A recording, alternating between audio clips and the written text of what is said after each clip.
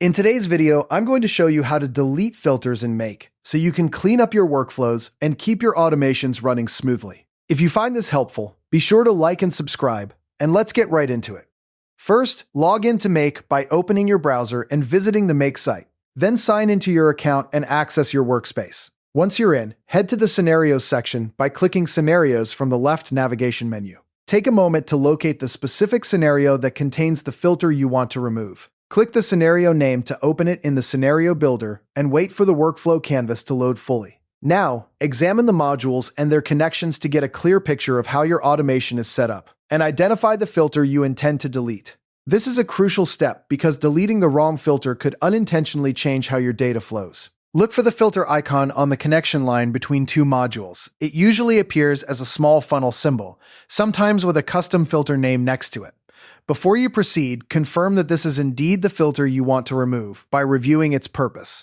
Click the filter icon on the connection line, and the filter configuration window will open, showing you the existing rules and conditions. Take a moment to review these carefully. You want to be sure that removing this filter won't negatively affect your workflow or cause unexpected results.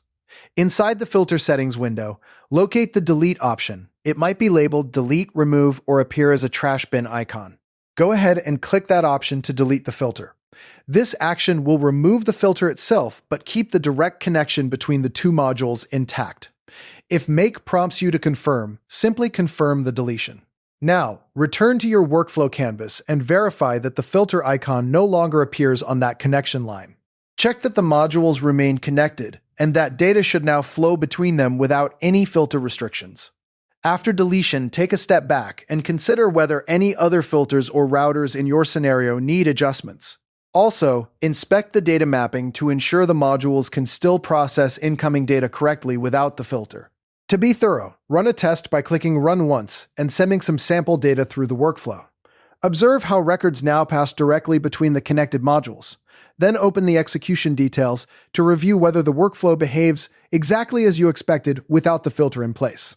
If you find that too much data is now passing through, you might want to create a new filter with different conditions. Finally, click Save in the Scenario Builder toolbar to store all your changes. And there you have it. You've successfully deleted a filter in Make, streamlined your automation, and confirmed everything works as it should. Thanks for watching, and happy automating.